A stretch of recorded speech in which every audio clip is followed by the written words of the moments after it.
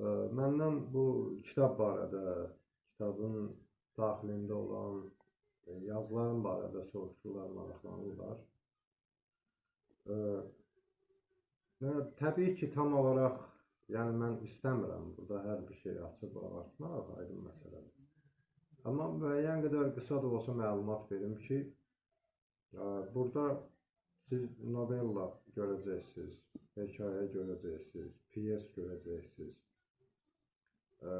Həm real hadisələr əsasında yazılmış, həm beynin təxəyyülünün məhsulunu təbii ki, nəticəsində yazdığım yazılarım var burada. Mövzu olaraq da və maraq olaraq da ümumiyyətlə deyim ki, hər bir insan, yəni sırf bir mövzuda deyil.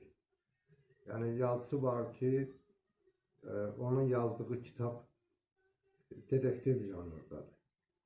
Sırf ancaq, məsələn, oxucu oturub oxumağa başlayanda bilir ki, vəssalam, köklənir ancaq bir istiqamətə ki, bəli, burada ancaq janr olaraq detektiv janrıdır.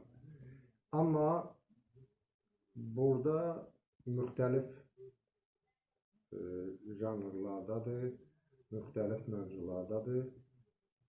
Yəni, hər bir kəsin tapa biləcəyi mövzularda, janrlarda bu kitabın daxilində yazılar var.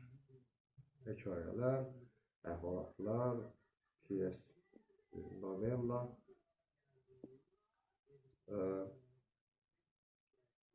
Burada ata özü üçün nəsə tapa biləcək. Burada övlad özü üçün nəsə tapa biləcək. Burada ana özü üçün nəsə tapa biləcək. Məsəl üçün, deyək ki, 10 cümlədən tam olaraq 10'unu da deməyək. Yəni, elə bir yazıcı, yəni mən görməmişəm ki, bütün yazdıqları hər bir şeydən, hər bir kəs oradan nəsə götürsün, özü üçün həyatında tətbiq eləsin və yaxud da bütün yazdıqlarının hamısını bəyənsin.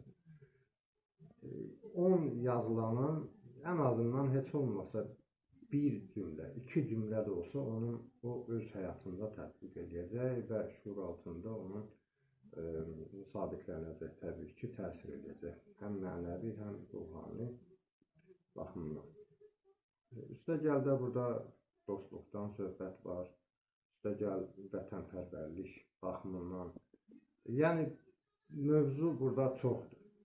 Yəni, mövzular arasında hətta hər bir kəs öz zövqünə uyğun